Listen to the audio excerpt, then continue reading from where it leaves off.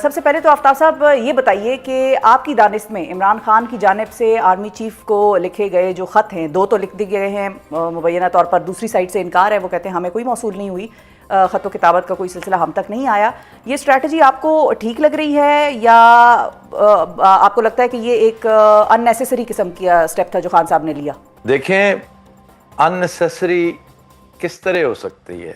उसके ऊपर कोई कॉस्ट आ रही है क्या? कोई बिल आ रहा है? कोई 40 अरब रुपए की जैसे फायर वॉल है उस तरह का कोई एक खर्चा है जो इस गरीब इकोनॉमी के ऊपर पड़ रहा है? वो अपनी फीलिंग्स जो है, अपनी फाइंडिंग्स वो लिख के भेज रहा है कि जनाब आप एक इंतहाई अहम पोजीशन पर फायज हैं इस वक्त, और तारीख में ये दौर बड़ी शिद्दत से याद किया जाएगा। इसमें मैं भी अपने 2 सेंट्स डाल रहा हूँ। जरूर, अगर हो सके तो आप भी देख लीजिए कि इसको, अगर आपको महसूस होता है कि सवाल सारे गलत थे, जवाब क्या देते, तो मत दीजिए जवाब। से हिंग लगता है ना फटकड़ी, क्या प्रॉब्लम है आपको? फिर तो जो आर्मी चीफ साहब ने कहा कि अगर मौसूल हो भी जाता खत तो मैं वजीर आजम को भिजवा दूंगा, ये बात क्या बता रही है? क्या वो बिल्कुल इस मूड में नहीं है कि पीटीआई को एंगेज करें? क्योंकि पीटीआई दूसरी जानिब हमारे प्रोग्राम पे जुनेद अकबर साहब कुछ दिन पहले मौजूद थे, वो कहते हैं कि हमारे मुसलसल उनके साथ राब्ते जारी हैं और इस्टेब्लिशमेंट ने हमें ये ऑफर दी है कि 2 साल तक आप इस निज़ाम को चलने दें, 2 साल बाद हम इंतखाबात करा देंगे, फिलहाल इस सेटअप को डिसरप्ट ना करें। अब देखें ये अंदर की बातें जो है ये तो हमें मालूम नहीं है, और ख़ास तौर पर हम जैसे लोग जो बहुत दूर बैठे हैं लेकिन जब एक पैरेलल एक्टिविटी चल रही हो और पुरस्रार सी, तो कोई बैद नहीं कि इनके आपस में मामलात चल रहे हों, दिखाने के कुछ हो, करने को कुछ हो। और बाकी जहाँ तक 2 साल तक इस सिस्टम को कुछ ना किया जाए, और वो तो कुछ भी नहीं कर रहा है। इमरान खान तो नहीं कह रहा कि मैं इस सिस्टम को डिसरप्ट कर रहा हूँ, डिसमेंटल कर रहा हूँ। सिस्टम है ही कोई नहीं, सिस्टम चल ही नहीं रहा, सिस्टम चल सकता नहीं है। आप खुद बताइए, इतनी बड़ी इकोनॉमी, इतना बड़ा मुल्क, 25 करोड़ आपकी आबादी है, और आप बाय फिट्स एंड स्टार्ट्स के साथ काम करेंगे? यानी एक बड़ा ठीक ठाक एक लिस्ट है आर्ज़ों की जो आपको लाहिक हैं, माशरे से शुरू करते हुए मईशत तक आए।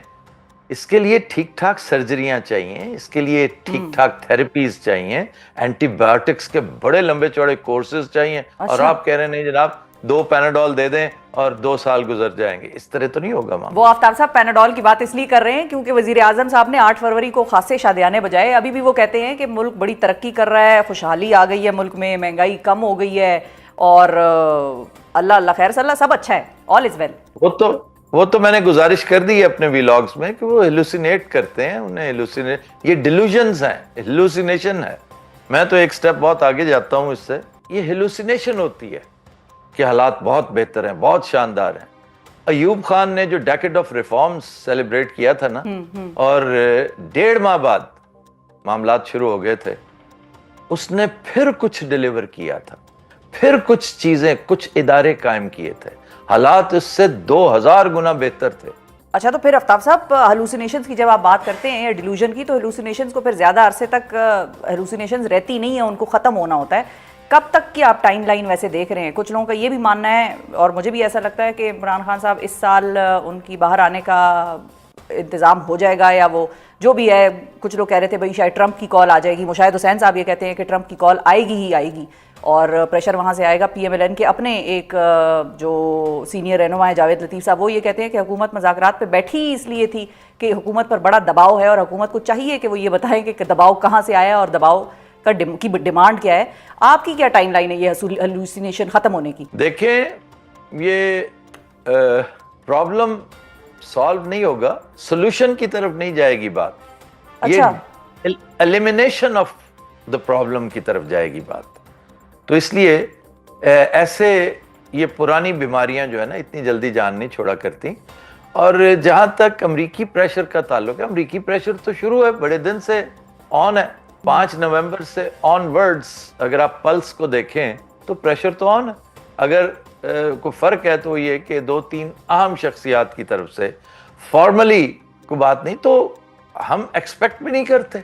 किसने कहा है कि ट्रंप जनाब, ये मुशाहिद हुसैन साहब की जो है ना एक उनका हुस्न तलब हो सकता है। उन्होंने पहले भी एक दफा इससे मिलती जुलती बात की थी। जी जी। और चूंकि वो सिस्टम को समझते हैं और सिस्टम को तारीख के तनाजुर में समझते हैं, उन्होंने एक दफा बात की थी, अगर आपको याद हो, कि कोई नहीं, सारे मामला ठीक हो जाएंगे, आप फिक्र ना करें। ये बात आज से गालबन 25 साल उधर की है कि मैडलिन अल्ब्राइट का फोन आएगा और सारे मामला ठीक हो जाएंगे। यानी सेक्रेटरी ऑफ स्टेट जब कुछ कहेंगी तो वो तो पाकिस्तान की भी बिग बॉस है। अच्छा, तो फिर आफ्ताब साहब ये सस्टेन कर लेगा प्रेशर? ये अगर प्रॉपरली फॉर्मली वहां से प्रेशर आए तो पाकिस्तान की गवर्नमेंट सस्टेन कर लेगी? डोनाल्ड लू का प्रेशर तो सस्टेन हुआ नहीं, ट्रंप का किधर से करेंगे? किसकी बात कर रहे हैं आप? और वो छोटा सा क्लार्क था, एक छोटा सा क्लार्क, एक बड़ा मामूली सा, एक पूरी मशीनरी में एक सबसे छोटा कलपुर्जा, उसने दहशत डाल दी थी इतनी। तो जाहिर है वो अकेला खुद कुछ नहीं कर रहा था, लेकिन उसकी अपनी दहशत इनके ऊपर बहुत ज्यादा थी। बात यह है कि इमरान खान और उसके साथी किसी फॉरेन एड पे डिपेंड नहीं कर रहे। वो एक हालात साजगार उन्होंने करने थे कि पूरी दुनिया में उनकी बात होनी शुरू हो जाए। अब देखें जो विल्सन लगातार क्या करता चला जा रहा है, और कल तो उसने हद से तजावुज कर गया है। बाकायदा नाम लेकर उसने कहा है कि तुम जो कुछ कर रहे हो। तो धीरे धीरे ये वाटर्स टेस्ट करते करते करते उसका टेम्परेचर बढ़ाते हैं सिचुएशन का। यूरोपीय यूनियन भी यही कुछ कर रही है, यहाँ पे बड़े मसाइल हैं। तो अभी तो दूसरा वफ्द आया बैठा है पाकिस्तान में, वफ्द वो आया हुआ है जो अदलिया से मिल रहा है और वो कोशिश ये कर रहा है कि ये जान सके कि अदलिया कर क्या रही है। आपको वैसे वो आपको अनप्रेसिडेंटेड किस्म की चीज लग रही है? क्योंकि कुछ लोग तो ये कह रहे हैं कि ये पाकिस्तान की सॉवरेनिटी पे हमला है। कैसे वो बाहर का कोई वफ्द आके हमारे चीफ जस्टिस से पूछे कि आप अदलिया में क्या कर रहे हैं? बड़े शर्म की बात है, ऐसा होना नहीं चाहिए था। बड़ा दुख हुआ, मुझे बड़ा दुख हुआ कि भले से मैं 1 करोड़ इख्तलाफात रखता हूं मौजूदा चीफ जस्टिस के साथ, इवन काजी फायजीसा अगर होते, जो मेरे हिसाब से एक इंतहाई उज़्वे मुअत्तल से भी बदतर चीफ जस्टिस थे, वो भी होते तो मुझे अफसोस होता, मुझे गम होता, दुख होता कि कैसे कोई बाहर से आके साहूकार हमारे चीफ जस्टिस से इस तरह बातचीत कर रहा है, बराह रास्त चीजें पूछ रहा है, सवाल जवाब। मैंने अपने व्लॉग में हालिया एक गुफ्तगू में ये कहा है कि जैसे एक कोई नालायक सा स्कूल होता है जिसके मास्टर भी नालायक, हेडमास्टर भी नालायक, स्टूडेंट्स भी नालायक, और उसकी दरो दीवार भी इंतहाई नागुफ्ता बे सूरत हाल है।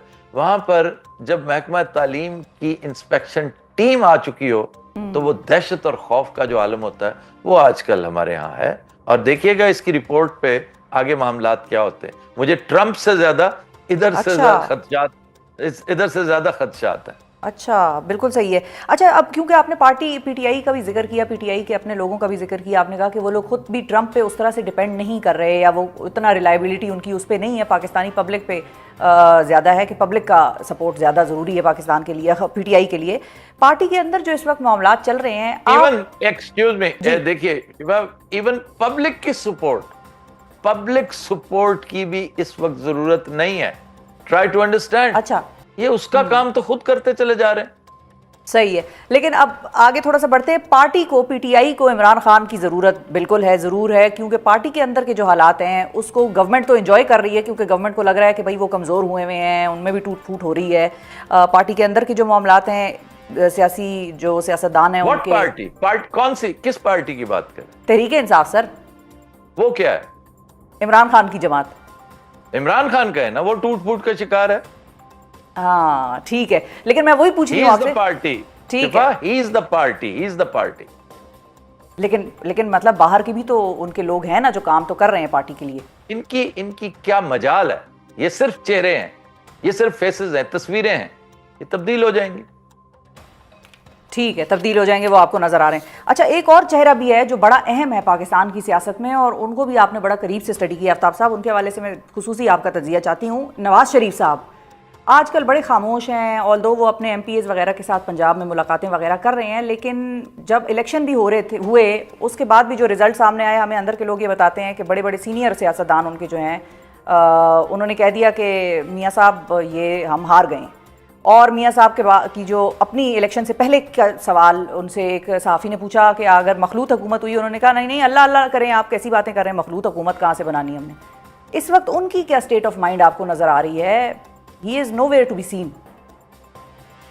मैं समझता हूँ इस वक्त पाकिस्तानी सियासत पर जो इंतहाई परटर्ब्ड और एक डिस्टर्ब हुए दिमाग हो सकते हैं ना, जिसका दिल, दिमाग और रूह भी बाकायदा बेचैनी का शिकार हो, उनमें सर फहरिस्त मियां नवाज शरीफ है। क्योंकि मियां नवाज शरीफ के साथ पै दर पै हाथ किया जाता रहा है, तो इसलिए कि उनके पास और कोई चॉइस ही कोई नहीं थी। इमरान खान और उसके साथियों ने, हवारियों ने ऐसा नुकरे लगाया हुआ था इन्हें कि इनके पास और चॉइस ही कोई नहीं थी। बेचारे मियां साहब खुद आखिरी वक्त तक कहते रहे हैं कि तुम इमरान खान को लार्जर देन लाइफ कर जाओगे इस तरह, अगर उसे इलेक्शन लड़ने दो तो 30 से ज्यादा सीटें नहीं लेगा वो।